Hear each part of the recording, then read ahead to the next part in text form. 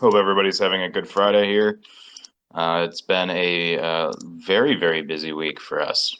At least for me. I know it's been a very warm week out in Ireland for Owen. So um, we've been going, doing a lot of different things behind the scenes here for Humaniquarium and getting some Gooeys things squared away. So lots going on, lots to talk about. If you guys didn't see, we kind of dropped a list of what we're going to talk about today in both the Discord and the Telegram announcement channels. So if you want kind of a cheat sheet of what we're going over, that's where you're going to want to look.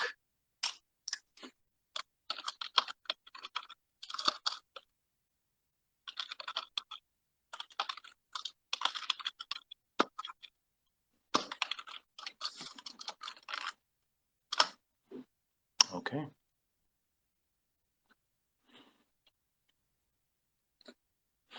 We'll get started in about probably 2 minutes here, let people kind of trickle in. Let's see. I am working on getting a new podcast episode uploaded today for the bottom. Unfortunately, whatever version I uploaded earlier is being weird.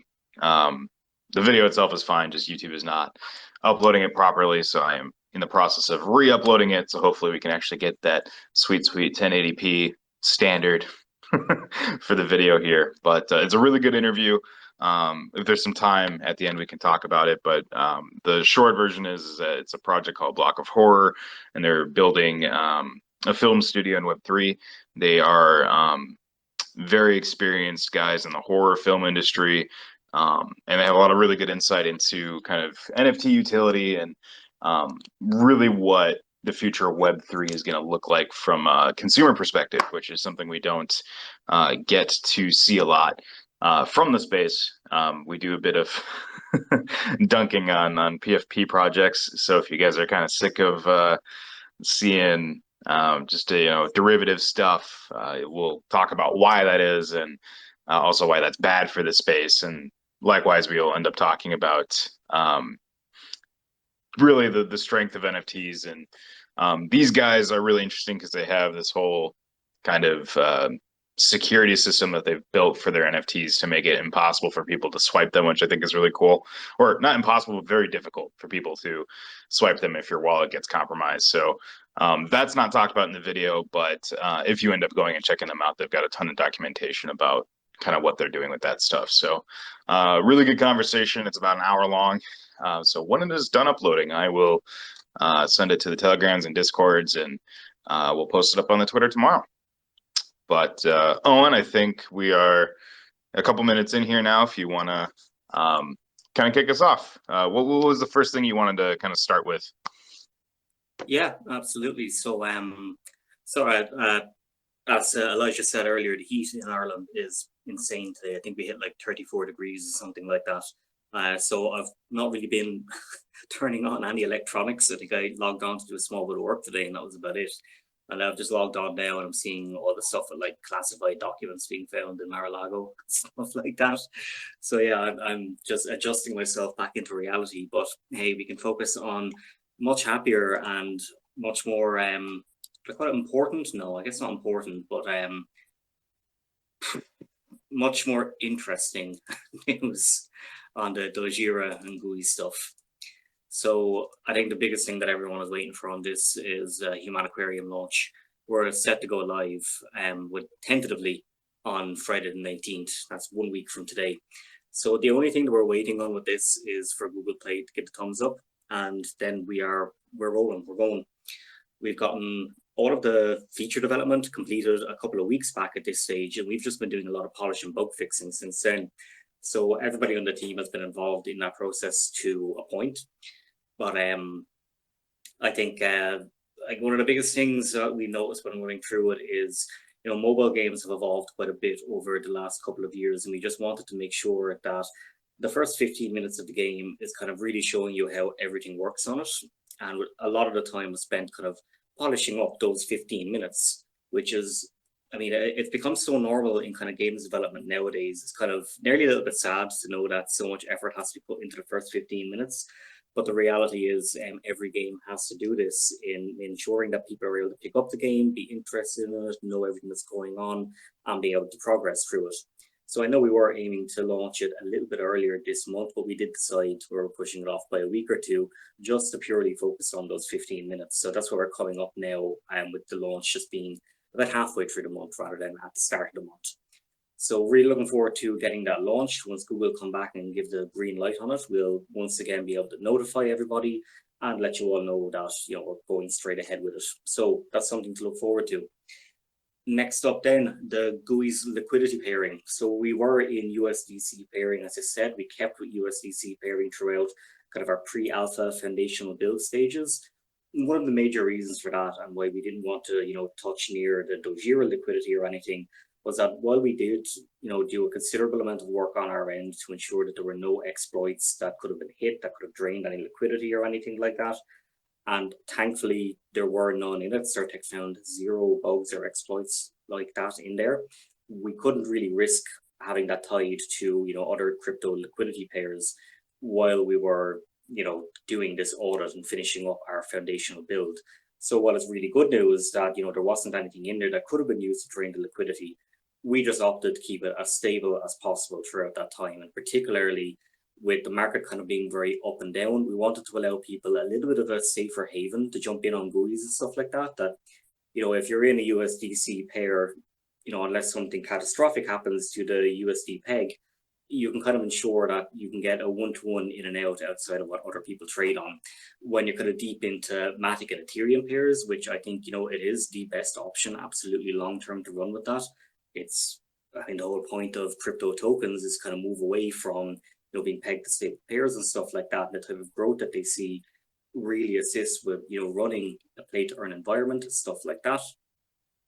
But we stuck with USDC for the build period just to make sure that we were able to give people kind of a stable area to jump into. We didn't want it to be tied to Dogira and see liquidity swapping between, in the case of anything going wrong or anything like that. So once again, thankfully nothing happened on it. The audit is coming back and all getting wrapped up on it. And we're now able to move back safely into Matic and Ethereum. So right now, I believe we're about 70% in Matic and about 30% in Ethereum. And then we still have an amount of USDC Goo, which we're supporting by the community as well, which I believe is also quite high, actually. I think it's near enough to the amount that we would have in the Ethereum amount hosted by the Dogira team. So all good news on that front. Similarly, wrapping up the audit with Certec, we did find an issue in there which was preventing the contract from showing up on Polygon scan as ERC1155. This is also what caused the contract not to show up on OpenSea. So Certec were great in being able to jump in and help us out on that one. We found that Polygon scan essentially checks the bytecode of one of the files that you're hosting in a contract. It's the ERC1155 interface. Basically, it's kind of what other contracts would use to know what's inside an ERC1155. And it's also kind of like the skeleton that surrounds everything you're building on it, in the kind of the most basic senses anyway. But because we added in extra stuff in there to allow, the Goo token and the Gooeys core contract to be able to interact with that, it changed the bytecode. So we had to go in and apply a couple of fixes on there. They have now been launched and tested on our end. They're with Certec now. They just have to sign off their seal of approval on that one. And once that's done, we'll be pretty much just redeploying the fruit contract. But thankfully, with that being illiquid, as in there's no market making service up and running for it, there's no OpenSea page up and running for it, you're not going to notice anything. There's just going to be a different client loaded up, and you'll be able to then see your fruit on OpenSea and stuff like that as well. So really looking forward to that, where we can finally see the fruit market kind of, have its own kind of place in the community, rather than just being something you can only earn through a quest, or you have to get it with Goo in the store. So allowing people to actually use and trade on fruit as well, get it kind of where we intended it to be in the first place. But really good to sort out these problems early. This is the thing with GameFi, a lot of experimental stuff that we have to jump in on and get fixed up. So it's good that we do have that fixed up now. We've been able to work with Certec, who have, they've been great in being able to come back to us and help us out in these areas as well. And that will wrap up all of our foundational stuff then, and then it's straight on to Discovery. So on from there, with Discovery, we will be including our own Web 2 to Web 3 API. So as you all know, ChainSafe has had suffice to say, a couple of issues over the past couple of weeks. We've had downtime, we've had strange results come back in on block timing, which is, I think at one point it said the halvening was something like 99 weeks out, and then it updated to being like an hour out. So yeah, we were just getting unexpected responses from it, and downtime was making it quite difficult too. We're quite commonly seeing kind of an exacerbation of the block timing issues. So Polygon's block time has been a little higher than expected lately, but not to a degree that should really be throwing things off too hard, because the contract is already actually built originally with about, what was it? It was about, I think, a 10% difference in mind, as in the player's favor, that we always assume Polygon might run 10% slower than we're expecting. So we compensate for that. But we've found that with the data we're getting back from ChainSafe, that while the on-chain stuff is actually still happening as expected, sometimes ChainSafe was sending on, block timings that were very off, as in we were seeing a decent couple of blocks behind rather than the current block, stuff like that. So it just kind of exacerbated it, that when we're getting a wrong block and the blocks are a little bit delayed at the moment, it's been difficult to follow timing. Thankfully, with our own Web 2 to Web 3 API, we found that it's very fast, it's very stable. Of course, it's our own API. This is going to be running on our own dedicated resources, so we won't be sharing usage with anybody else or anything like that. Whenever there's a case of downtime, or whenever we have to do maintenance, it's something that we can communicate directly to the community, rather than in cases recently where there was downtime on ChainSafe, we weren't aware of it, and we had to pretty much log on, ask, is anybody having this trouble, and tag members of ChainSafe, ask what's going on with it. Just to be clear, I think ChainSafe, they are providing a fantastic Web 2 to Web 3 API, and their internal Unity tools are fantastic as well. So the stuff that's just used to call contracts through ethers and stuff like that, we'll be keeping all of that stuff in there, as that doesn't rely on any third-party backend. It's just code in the actual Unity client, and that saves a massive amount of time. But I do think that if we do want to stick with something that's doing, Web 2 results or Web 3 for ease of multi-platform and stuff like that, it is best to kind of be rolling our own on that one, especially in that we can have the backend actually take a little bit of work off the client. Right now, we have to kind of predict a lot of things on the client, which can sometimes be a little bit off, again, exacerbated by other issues. But when we have it all running from the server, we will at least all be singing from the same hymn sheet, so to speak. And we'll also be able to more reliably use stuff like, say, time stamping. Right now, we determine the time purely based off the server block. And when server timings or certain block timings are a little bit off, that it can kind of constantly push you into a different time zone, as it's not kind of correcting for itself in the future. But when we have our own dedicated server handling a little bit on the back end there, which, was always planned that we would have our own dedicated server for some of the things we're going to be building, but we're just pushing forward with it a little bit faster to make sure that we can bring in the stability that really everybody's expecting from a game that's going to be essentially leaving the early access stage and going straight into, lots of development, stuff like that. So on top of that, the first discovery release will be placing a heavy focus on the user interface and user experience. So that's one thing we've noted, that, the contracts have come on a long way, but the UI and the UX, not as much as we would have hoped. So we're going to be spending a lot more time with that now to give it a more, I suppose, friendly appearance on it, make it easier to use, make it a bit more intuitive. We're looking forward to getting that rolled out in the first release. So the first release is going to be looking at that and getting our own Web 2 to Web 3 API in there. So I know that is a little bit light on the feature side of things. Again, though, this is just very important stuff that we do have to make sure is in place for, I suppose, ease of development. That with developing things right now and needing to rely on, a third-party backend that we're essentially going, like we already know at this point that we'll be removing, and with a UI and UX that it gets the job done, but it's not the friendliest thing in the world. We can do a little bit in there just to make it even look a bit more appealing.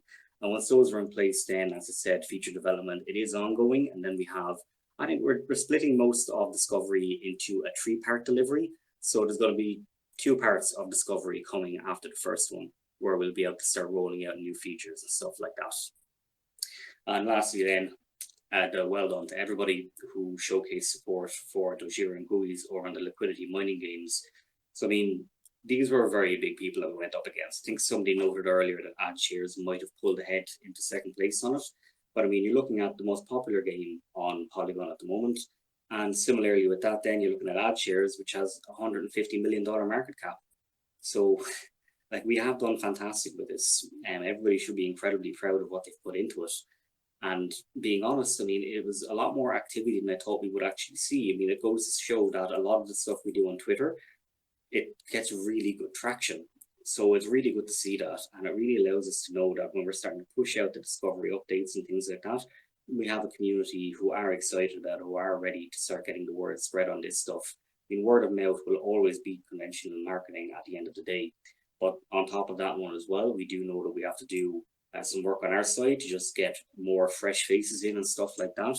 And we are ramping up on our marketing efforts at the moment, and we're hoping we're going to start seeing them coincide with the releases of Discovery. And of course, Humaniquarium is up on the way, which has its own standalone marketing budget. Of course, that will no doubt send a couple of people in to find Dogira as well. And that is all the major news. And from here, we can open up the floor to questions. Yeah, I can run through a couple right now. I will say again, if you guys have questions, either drop them in the AMA questions channel or tag me in the Telegram, and that way I see your Telegram messages. But the first one is from the Discord here. Can you share a bit of statistics on who is buying Goo the most? Is it tadpoles, new players, regulars, or whales? In terms of GUI count, it seems like when a person is rich enough having 15 plus GUIs, they would not need to buy GUI at all, which means that only new or mid-sized players would be driving the GUI economy. Is this true, or how do you kind of see the economy running as we get more and more GUIs circulating? Yeah, so right now it is actually within the bounds. We actually came back into the bounds well enough to the point where we didn't actually, I know we've cancelled off on the halvening that's coming up. We actually came back into the bounds well enough that we could still go ahead with that now and remain within the bounds that we've set. But we're going to keep that open and cancel off the halvening that's coming up. That's what we've promised to do on it. So right now, when it comes into the actual, sorry, just to be clear, we're not going ahead with the halvening, just in case anybody got a fright when they heard that we could. We're not. We're sticking to what we've decided on already. I found that with a lot of online games and stuff like that, you never want to do knee-jerk decisions. Like, it was a very deliberate decision to state that we're cancelling off the halvening that is upcoming, and we don't want to about turn on that one just because we've seen an improvement come along now that we've got the GUIs back up to good strength and stuff like that. But anyway, we still have another round of these type of rewards still to come. But beyond that, then we're going to see the rewards start to, wean off a little bit. That people that are running the larger quests, it won't be the fact that they're getting good goo coming in. It'll be the fact that, they're getting good fruit coming in and stuff like that. Now, we will be doing, new content patches, new features that will allow you to earn more goo in the future. But right now, the economy, like, we are seeing people that are kind of hoarding their goo a little bit, but they're basically bringing in enough in questing to have the GUIs fully fed and to have leftover goo at the end of it. And we do notice then that, people might pick up something like, a Devil's Palm and stuff like that to just max out a couple of bonuses and get an extra tumble, stuff like that. What we're in right now is pretty much the high inflationary period. And it's kind of to be expected. I mean, to be honest, the amount that we've actually got in the economy right now is lower than what we had targeted, but we've seen it come back up to within ranges now that we've gotten all the GUIs upgraded, and it's including the fact that we're going to be, not going, or rather cancelling out the next halvening by doubling the rewards, that we should remain in line with that one then. Beyond that, we're going to start seeing that shrink a little bit. And that's stuff that we have to look into on our side with it as well. Like, will there be new foods that might be dropped at any point to kind of make up for the fact that, it's essentially becoming relatively more expensive to pick up fruit and stuff like that. I mean, ideally, you should always be able to run a quest and be able to feed a GUI from that quest, a one-to-one kind of relationship. But we did see it going on in the future that may not be the case. Maybe that weaker GUIs may not be able to fully feed themselves after a quest. There should be a high chance of it, but yeah, it shouldn't be guaranteed. And right now, we've lowered the difficulty and upped the reward drops. It's quite rare at the moment that you wouldn't be able to self-sustain one GUI, unless every time that you were successful, you were just getting an apple and you weren't keeping on top of it, stuff like that. So yeah, sorry, it's difficult to answer kind of very directly on more sweeping economy questions. The short answer is that yes, we're seeing that the high rollers essentially are normally able to look after all the stuff right now with what they have coming in and have enough left over to have savings on top of it. Basically, we do see that decreasing over time. Even in the mid-range, we're finding that a lot of people that are buying Goo from the liquidity pair, they don't actually need to. They already have Goo, and they just want to pick up a little bit extra and stuff like that. But they have enough Goo to feed their Gooeys, and they have Gooeys that are well capable of going on decent level quests where they're able to actually bring back enough to feed them. So yeah, new players should typically be kind of the ones that are coming in to pick up some Goo and stuff like that, or players that might have very weak Gooeys and stuff like that. Like, we've spoken about it a few times, and that ultimately we see Goo will be the main token that will always be on Gooeys, but the emissions will slow down to essentially they will approach zero as time goes on. And if you wanted to pick up let's say there was a new resource in the game, for all the world, let's just call it slime. So if you wanted to pick up slime or anything like that, maybe that one is still, harvestable and stuff like that from a quest or from a feature, but you may want to instead trade in, Goo that you have picked up from the market for that slime, or you might want to do something like trade fruit in for Goo to get that slime down, or you might do a direct Goo to slime trade, anything like that. Like, ideally, we want this to be an economy that is held within itself, that once you get into the economy, there are so many kind of moving parts and components in it that are important.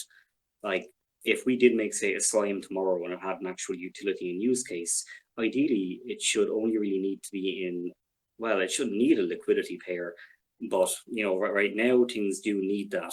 But, a long time in the future, when we have an actual running economy around everything and a lot of tokens with utility, stuff like that, we could release something like, say, the aforementioned slime token, and it might not ever need to add in liquidity to it. Or if we do, it's just liquid against Goo, and that's it.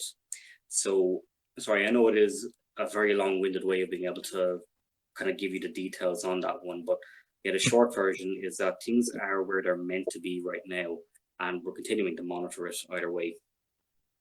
Yeah, and I would like to reiterate, just as kind of like a wrapping up on the point there, that I think the pacing and the reason for the halvenings is that eventually players do have to buy Goo if they want to do certain things, like tumbling, for example.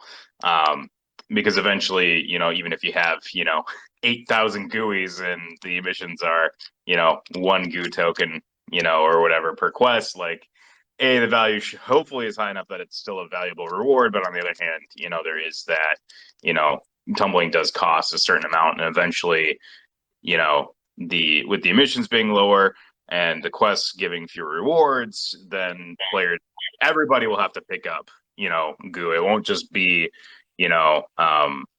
little players or medium players. Yeah, and I mean, ideally, on my end, it's not like, yeah, there'll always be like tumbling and that needs Goo and things like that. But similarly as well, like tumbling is the one thing that we might bring down a little bit as the halvenings go on. Now, it won't be in any halvening soon. This is the reality of it. This will be when halvenings are to the point where, like, if it just wasn't reasonable at all to ever pick up Goo to do a tumbling or anything like that, as in, the Devil's Palm or the Moondrop Fruit is kind of enough of an entry barrier, we'd be able to look at that and rebalance it. Like, the ultimate goal is that the Goo token will continually have use case and being essentially what we call like the liquid pair of the entire economy. And after that, then we have, I suppose, all the stuff that we need to kind of play the game. Like, outside of tumbling, right now, the main thing you need is food store. And you can get food from questing. You don't ever have to pick up food or anything like that. And ideally, at some point, the game will kind of reach a point where we'll be able to do all of that. Like, with in-game stuff, you've only got kind of, mostly your NFT entry, and everything after that then is essentially, if you pick up a load of Goo or you pick up some fruit, it's like, yeah, I'm just going to sell this for, either Goo or sell it for Matic, and then the rest of it I feed my Gooeys with, etc. Like, it's a difficult balancing act, but I think right now everything is in line with where we expected it to be. The first year or two is typically the most difficult part to kind of, make sure all this goes right, particularly when the crypto market is really up and down at the moment. Mostly down. It's only really been up for a couple of weeks now, if you can even say that. But yeah, ideally we want to have this at a point where if you were to pick up a GUI off the market on OpenSea, you'd be able to jump into the game. Maybe you might pick up a little bit of fruit or something like that, or maybe you're renting one, but you should be able to self-sustain from there and actually access and progress through the game without needing to kind of treat it like an infinite money sink or anything like that.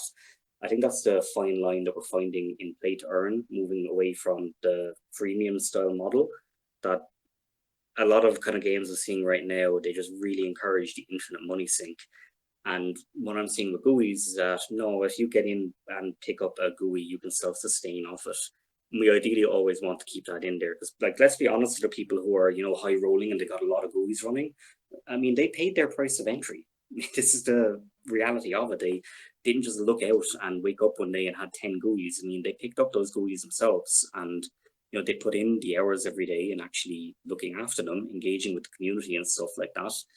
And that should always be there. Like, if you have somebody who's putting in that amount of time and is putting in that kind of upfront entry into the game, yeah, I would expect that these would be the exact type of people as well that would kind of save their tokens and stuff like that. They're enjoying the game, they're able to self-sustain, and they're able to keep go at the end of it then to do whatever they want with, which I'm really happy to have seen that kind of strata form within the game. Now, similarly, I didn't plan on there being players with 20 to 30 GUIs and stuff like that, which we have a couple of, and like we're looking at that at the moment because we have stuff in there that's really to prevent people from being able to really mess around too much in those kind of cases. That we don't want people to be able to kind of bot spam the Polygon network when it comes down to that. So, like, ideally we would want to see people having many GUIs in their army and just being able to say, like, there's a couple of group quests that they can go off of. But similarly, if they're still tumbling after a certain amount of GUIs, where they're looking at their tumbled GUI and saying, hey, that would be great to put onto OpenSea, stuff like that. And I think we're going to see more of that as the GUIs kind of population grows. It's right now, we're not even at 2,000 GUIs yet. And like the projections we have at the moment, yeah, it's coming in around about where we expect it to be, maybe a little bit under, but we have to get the migrate contract at 3 times. That's to be expected.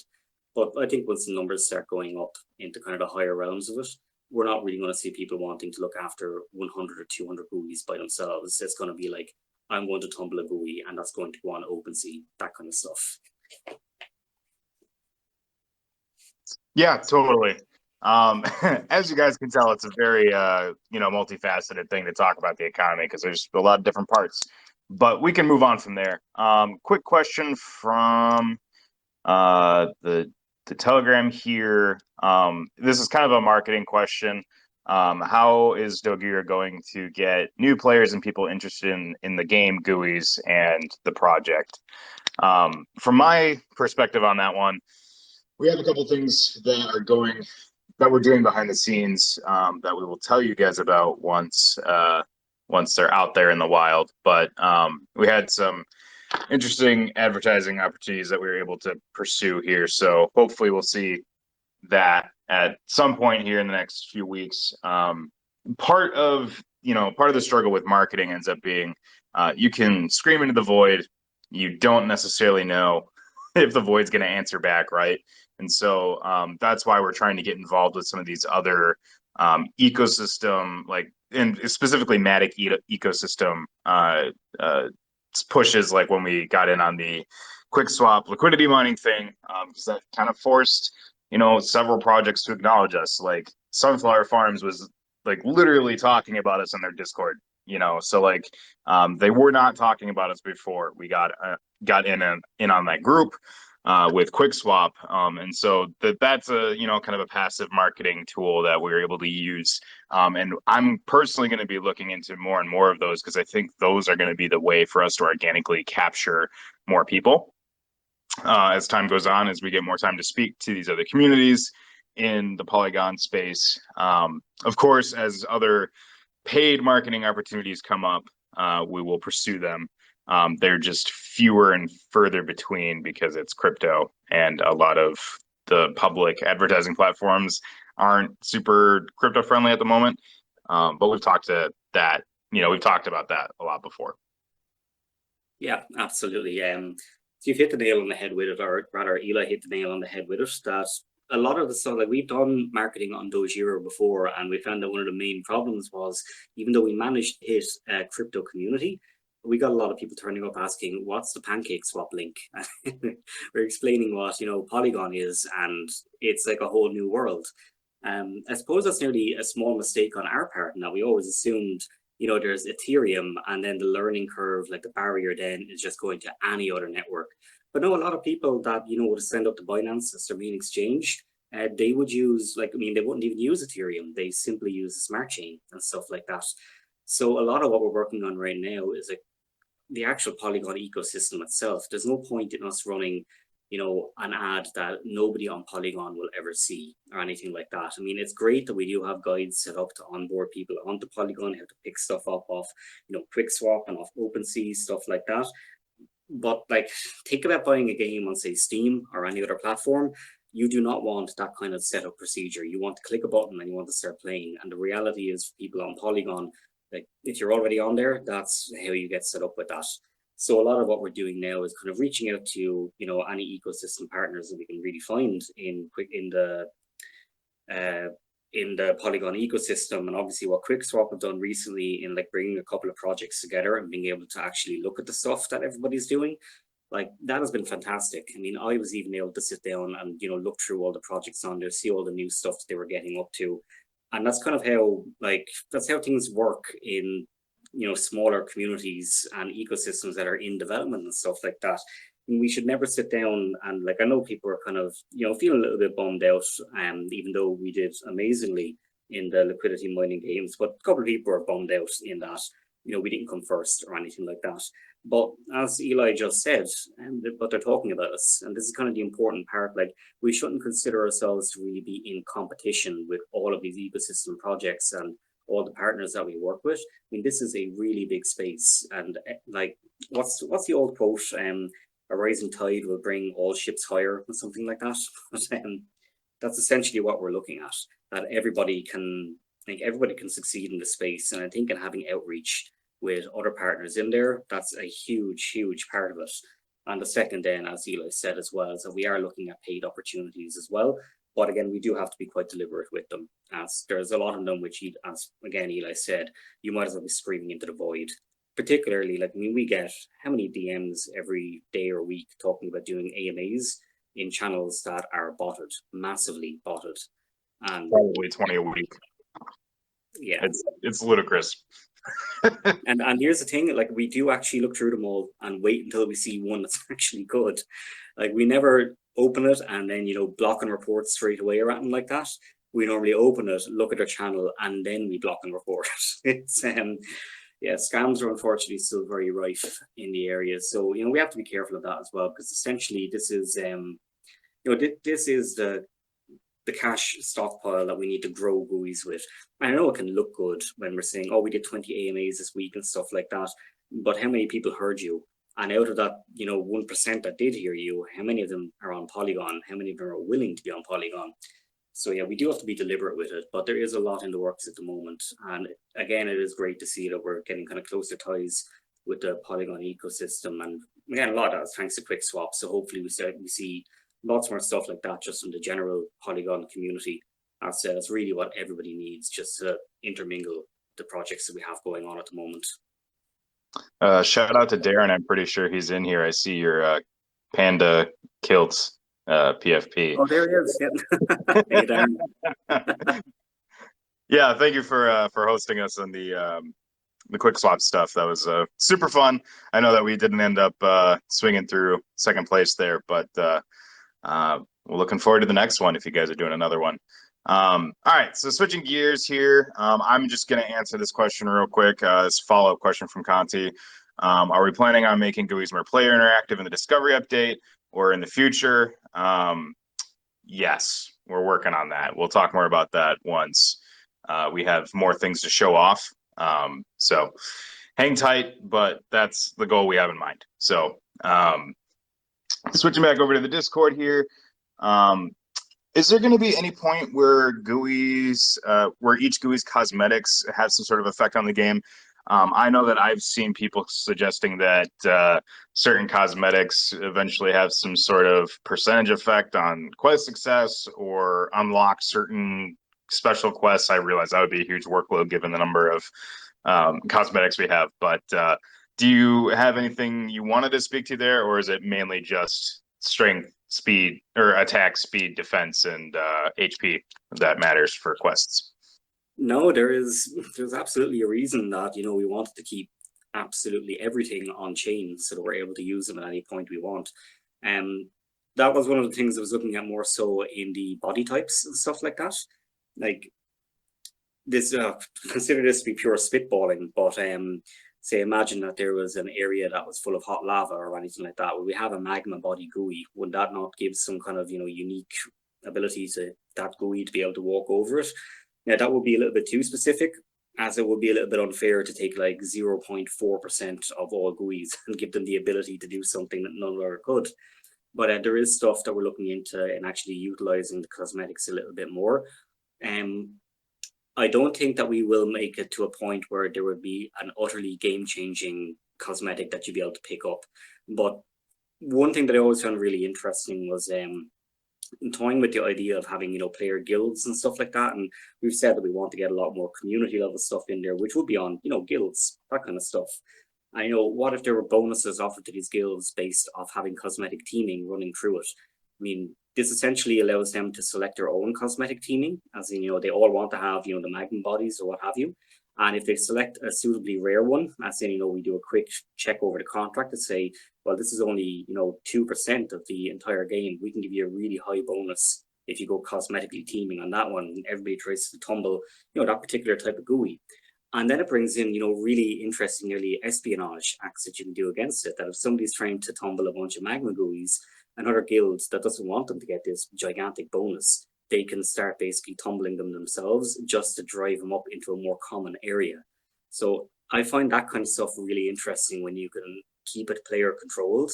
And having stuff like that, I think, makes it the easiest. It's in, teaming bonuses that multiple people have to agree on, which is, it's very decentralized. That's why I really like that kind of stuff. And there's ways to attack it and ways to empower it. And all of that is controlled purely from a player perspective. You just have to put the rules in place. So yeah, I'm really interested in those type of systems. So it is stuff that we're looking at the moment. It is one of those things where we will obviously have to have our dedicated resources up and running on it, as if we try to query every single GUI and calculate their cosmetics in one read call. There's no way the gas would get through all of that. So yeah, decentralized components will be an important part of that.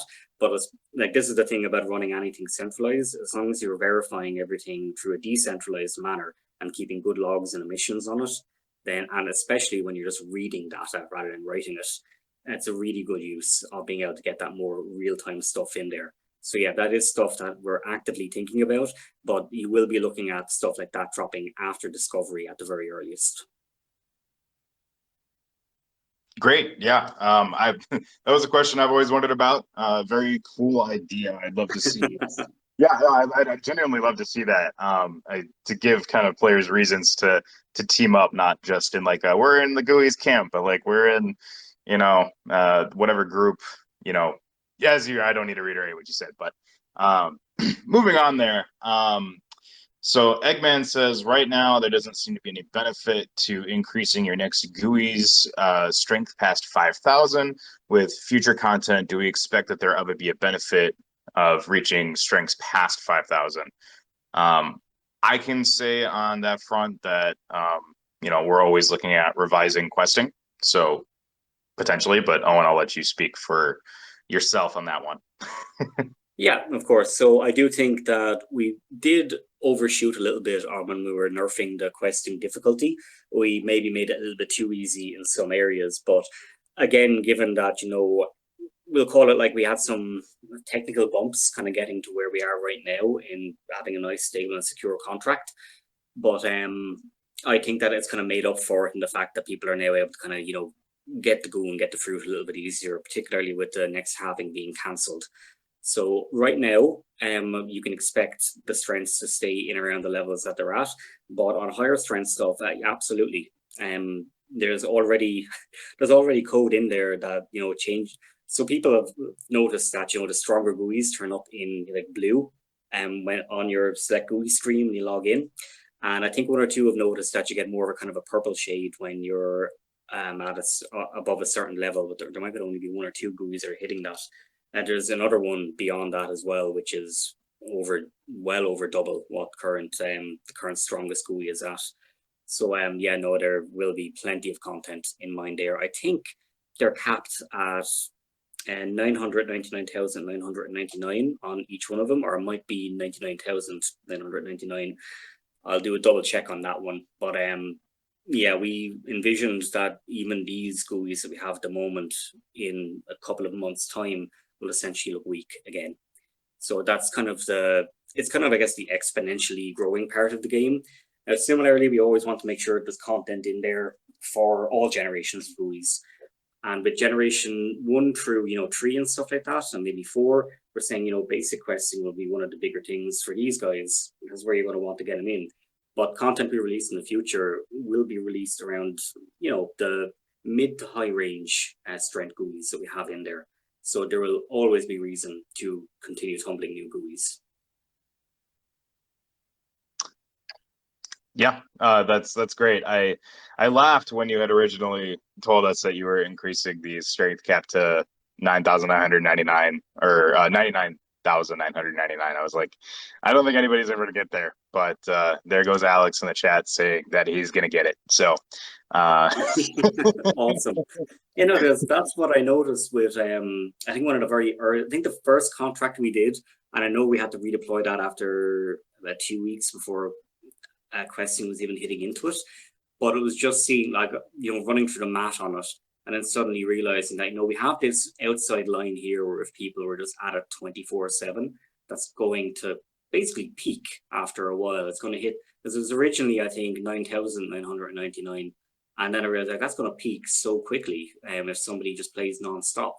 And it's also going to be really difficult to balance content, because we're just going to have to make all the content for these 99999 whatever GUIs.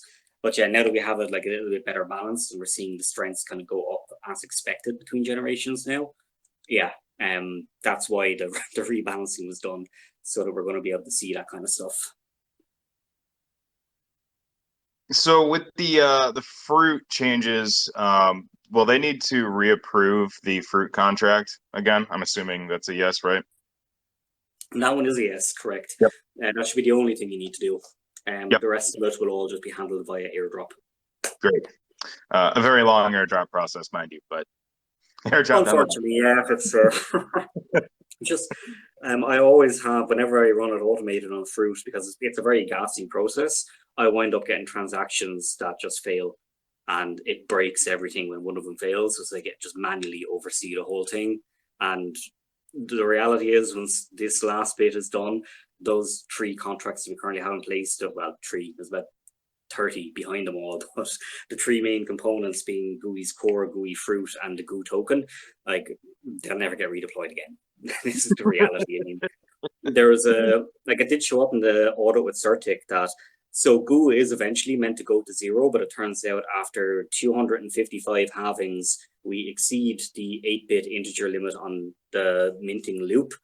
And after that, then it will literally be 0. So you're looking at, however many years down the line, like 14 or 15. And they said, like, okay, do you want to redeploy that? Like, no, I absolutely don't. For 14 years in the future. I think it's 40, Owen.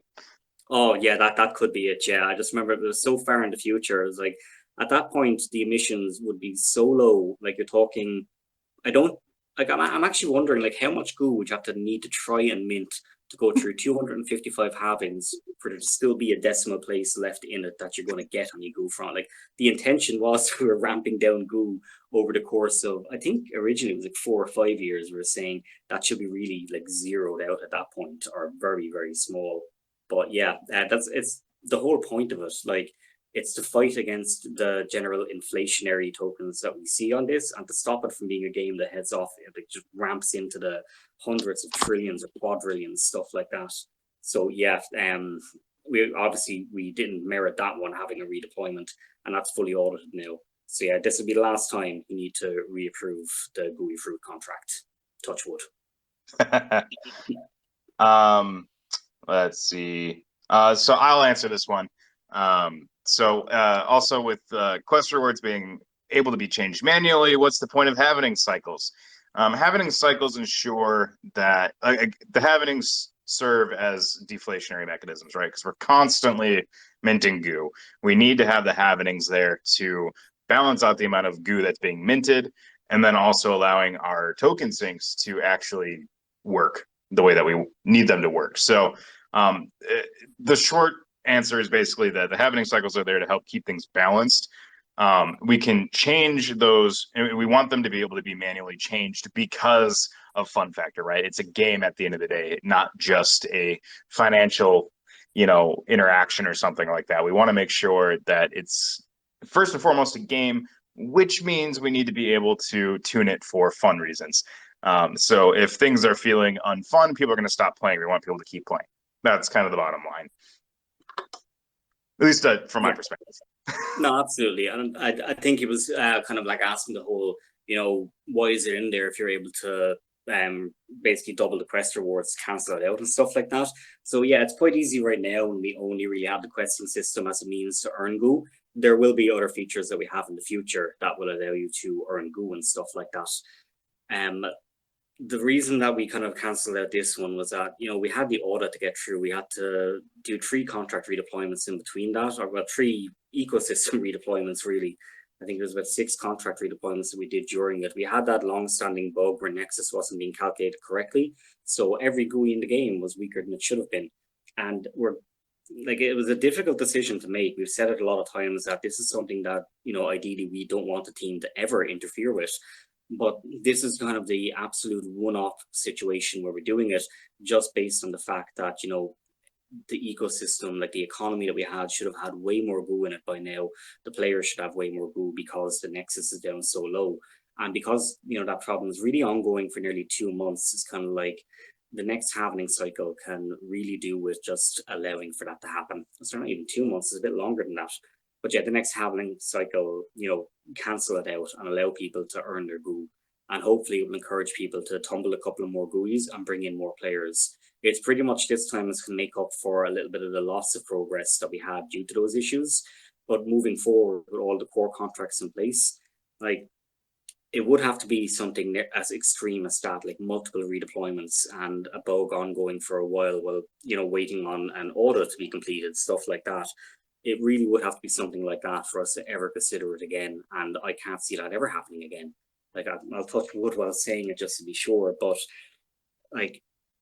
this is the core foundational part of the process and getting everything up and running on chain and have all the logic fully tested and audited. This is kind of the part where something can go wrong. And now that we're kind of past that point and we have players that stuck through us while things, they were going wrong, and thankfully nothing extreme, but the progress was not where we intended it to be. And we simply find that, cancelling out this one halvening is absolutely the lesser of 2 evils in this case, because we have to allow players to kind of catch up to where we expect them to be at this point. And I think it's one of the reasons we saw a lot of GUI hoarding and stuff like that, players keeping a lot of GUIs, because the rewards weren't getting much better for the stronger GUIs. But when you're looking at people with, an 8,000 strength GUI now, and they also have, a 1,000 strength GUI, it makes a lot more sense to go, yeah, I'm getting rid of the 1,000. Let's get a new player in, stuff like that. So yeah, I think that cancelling out this halvening is a requirement, but it will never happen again. And that's kind of just being kind of blunt on it, unless there is some very extreme case. But moving forward, it should just be halvenings as expected. Yeah, totally. I do believe that almost covers. Oh, okay. One question about Humaniquarium. And then I think that we can ask, if anybody wants to ask us a question here in the spaces, raise your hand and I will let you speak. Otherwise, we'll tackle this last question and we'll call it good. So for this last question here, what's the worst smartphone spec-wise that would be good to run Humaniquarium? From what I remember talking with Dylan and Andy, they were able to get it running pretty well on like a 6-year-old Android tablet that was like $100. I'm not sure what processor chip was on there, but I'm going to assume that anything even remotely recent is going to be good to go, as long as you have the most recent Android operating system. Yeah. Yeah, I don't think you even need the most recent Android operating systems. If you have a phone that's more than like 2 years old, I think you're probably not on the latest Android OS. You might be on one of the legacy supported ones. But Well, yeah, I'm not sure of the exact Android version compatibility, but in knowing it was built with Unity, what was it? It started with Unity 5 or Unity 4, and now I think it's on Unity 2020, but that could still go back to, it goes back a lot. Like, I'll do a double check on that. But if they were running it on an old $100 tablet, I can guarantee you that the Android version on it was quite old too. So essentially, like, this was kind of from the start where we targeted being able to cast a very wide net over devices, and that's why we're testing essentially with, well, for all the world, we're running it on a potato at the moment, and it runs well. So yeah, it's going to run on anything remotely modern, or it should anyway. And we'll do a double check on the minimum supported Android version. But again, I imagine that as long as it is some remotely supported version of Android, it's probably going to run on it. So you should all be good there. yeah, it's not necessarily a very graphics intensive game. I mean, it's 3D, obviously, but one of the things we really like about Jupiter Lighthouse is they kind of have that really nice retro aesthetic to their games, kind of that throwback to the PS1 era, and those tend to be lower polygon titles, which means that things are generally easier to run on the graphics department. So, you'll even if you have an old phone, you should see playable frame rates. If you have like the latest Samsung Galaxy, you're probably going to be crushing it. So everybody should be able to jump in and enjoy it, unless Absolutely. you're literally playing on a brick, which I can't help you there. I mean, it might even run well on the brick. Even though it's look, it's yeah, aesthetically and graphically, it's that indie style. It's more simplistic style. It's very Animal Crossing, which, I mean, Animal Crossing is a Nintendo style, which is, obviously one of the richest companies in the world. So we can just say it's AAA style. But yeah, graphically, things are toned back on it. It still looks good. It has a nice style on it. I like it. Um, but a lot of what you see on mobile nowadays is really on, the other things that are running which aren't graphics. So I think the guys did have to optimize pathfinding and stuff like that. So there's always kind of little areas that you can improve on that. If you do pick it up and you're on like a considerably old enough device and you're not getting great frame rates or anything like that, I imagine that you're going to see, additional optimizations come out over time as well. So even if you're getting a little bit of a choppy frame rate, I mean, that may be improved in the future as well. But again, from what we've done testing on with so far, it really runs on anything. So should all be good on that front. Yep. Yeah, I think on that, I'm planning on getting a Humaniquarium kind of final preview piece out next week on the Medium for everybody. And then I'm probably also just going to throw out a quick mini Medium for July just to catch everybody up on anything that happened last month. I realize it's a bit late, but we've had a lot of things going on. So next week for those things, I'm going to have some new screenshots from the game in the preview. And then yeah, we'll have a launch day trailer. It's just a longer version of the teaser trailer right now. We're going to want to put together some nicer stuff once the game is out and everything. We can put more resources into really doing some nice screenshots, nice video stuff. Not that what we have now isn't nice, just nicer than what we've got. So yeah, that covers everything for the time being. Any last minute questions here from the Twitter crew? Raise your hands or forever hold your peace. All right, we're gonna call it then. Owen, enjoy your AC. You don't have to turn your microphone on. Just go get cool. Yeah, it's too warm. It's horrible. But yeah, thanks everybody for showing up. I know a little bit less attendance on this time. I'm imagining a lot of people are out enjoying the sun, or they're simply sick of listening to me ramble on for a couple of hours at a time. But thanks to everybody for showing up. And yeah, I imagine as we continue growing the community, we get our new marketing stuff out and running, Gooeys starts getting expansions dropping, we should see a couple more full houses on here. But thanks to everybody for turning up, and do be sure to bully anybody you know to join in on the next one. Yep. Exactly. We fully endorse people dragging their friends kicking and screaming into our AMAs. So with all that said, guys, have a great weekend. Enjoy the sunshine, stay warm, stay hydrated, all that good stuff. See you guys next time. Thanks, man. Speak soon. Bye.